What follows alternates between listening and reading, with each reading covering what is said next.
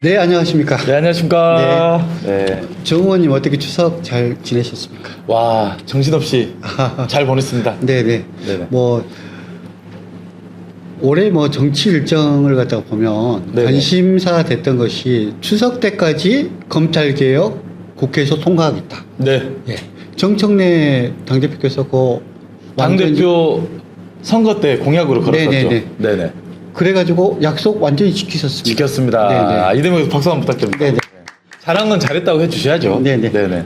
그래서 첫 번째 개혁의 첫 단추는 끼웠다. 네. 그런데 이제 그때 당시에 불협화음들이 좀 있었죠. 네네. 예.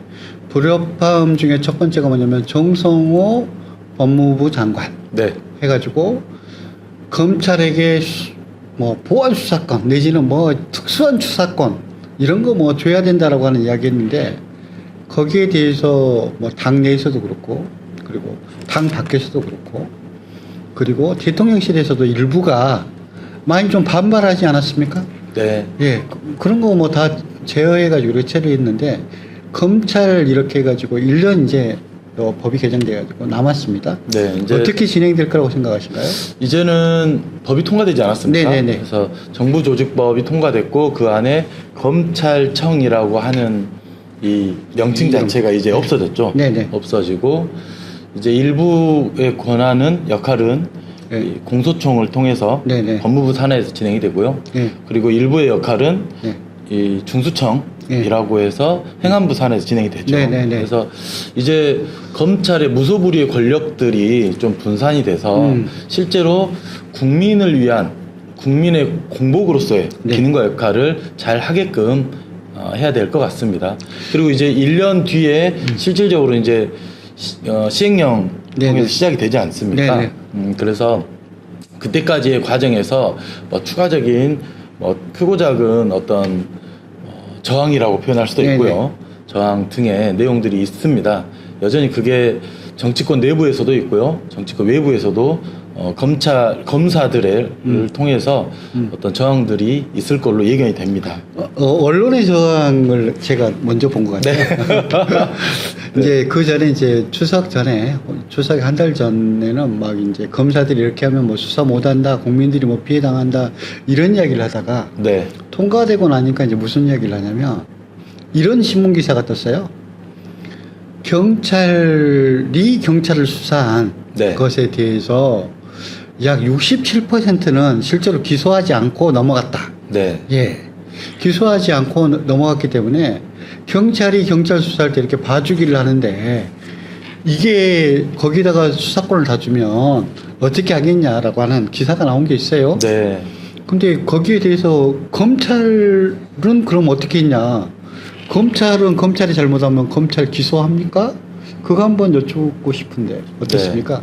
그러니까 이게 내로남불의 전형의 네네. 네. 재판이라고 생각을 합니다. 네. 논리가 안 맞죠. 네네. 그렇기 때문에 이게 조직이 바뀌면 네. 어떤 개인의 선한 의지로 일을 하는 게 아니지 않습니까? 네네. 그래서 조직이 바뀌면 그 권한에 따라서 권한과 역할에 따라서 그 제 기능을 할 수 있게끔 어떻게 그런 이 대응책들을 잘 준비할까가 중요한 문제라고 생각을 하는데요. 네네. 여전히 과거에 머물러 있으면서 과거의 시각으로 현재 변화된 상황을 보려고 하니 이게 보이겠습니까? 뭐 대통령실에서 해가지고 계속해가지고 이제 우상호라고 하시는 이제 정무수석이시죠. 네. 뭐 이야기했는데 박지원 대표께서 따끔하게 이렇게 지적을 하니까 이제 좀 조용해졌습니다만은 계속해서 이게 조금 나오다 보니까 요 유튜브라든지 이런 거 보면 우상호 정말 믿어야 되느냐라고 하는 이야기까지 우상호 과거까지 이렇게 좀 들추면서 이야기가 나오고 있는데 어떠신가요?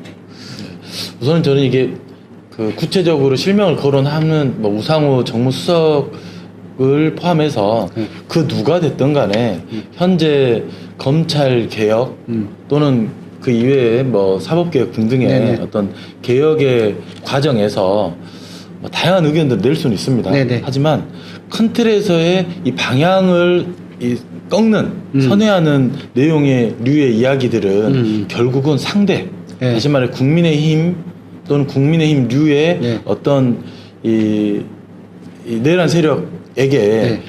어떤 빌미를 주는 거에 또 다른 네.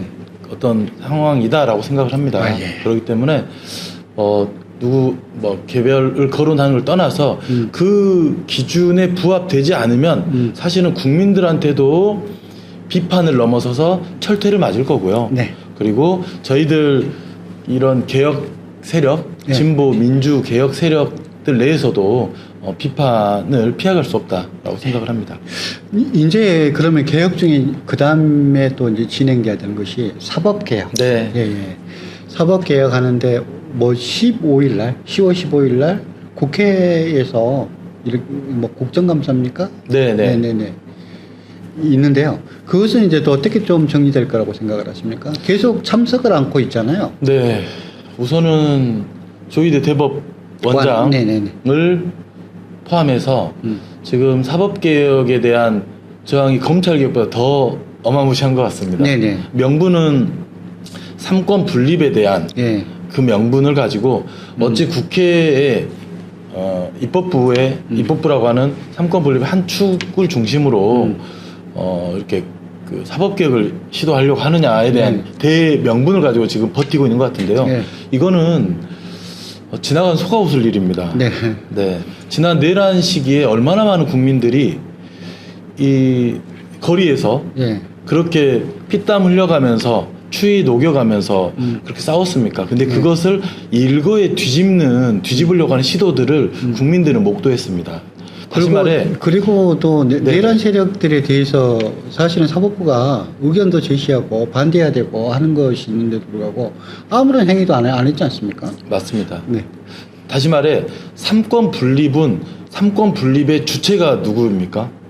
국민이죠. 국민이죠. 네. 그래서 헌법에 명시되어 있는 이 대한민국의 주인인 이 국민들이 중심이 돼서 국민들의 주권을 삼권으로 분리를 해서 너희들이 우리를 대리해서 잘 해봐라고 하는 거 아니겠습니까? 그러다 보니까 사법부가 법법 이야기를 하다 보니까 그게 나왔어요. 사법부가 지금까지 과태료를 갖다가 104억을 물었다라고 하는 기사가 떴습니다. 네. 사실은 이제 사회적 약자에 대해서 배려를 위해 가지고 이렇게 고용하도록 이렇게 돼 있는데 고용을 갖다가 혜택함으로써 실제로는 고용을 안 한 거죠. 그거 통해 가지고 104억의 과태료를 물 정도로 불법을 갖다 계속적으로 저질러 왔었고 그걸 갖다가 바꾸겠다고 하는 의지도 보이지 않으면서 세종대왕을 팔아먹는 그런 것이 조금은 다시는 안 나왔으면 좋겠다 하는 것이 어떻게 보면 10월 15일 날 하는 국정감사에서 나왔으면 좋겠다라는 생각이 듭니다. 아무튼 앞으로 저항이 검찰개혁과 또 다르게 만만치 않을 거라고 예견이 됩니다. 검찰개혁은 말 그대로 검사들의 여러 가지 행태들을 우리가 많이 봐왔고요. 네. 그리고 검찰은 어쨌건 이 집행부, 행정부 산하에 있는 기구지 않습니까? 네네. 물론 이제 뭘 지각한 분들은 검찰이 사법부다 이렇게 이야기하는 네네. 그런 정치인들도 있던데요. 네. 명백히 이 정부 산하 기구이기 때문에 그와 관련돼서 그렇게 추진을 했지만 사법부는 어쨌건 삼권 분립이라고 한 큰 틀 안에서의 독립되어 있기 때문에 그 정서적으로 그것을 그 빌미를 가지고 버틸 수 있을 버티는 방식으로 할 것 같습니다. 네. 하지만 국민들의 염원은 지난 내란 시기를 통해서 명확히 받고 앞으로도 명확하다라고 생각을 합니다. 네. 감사합니다.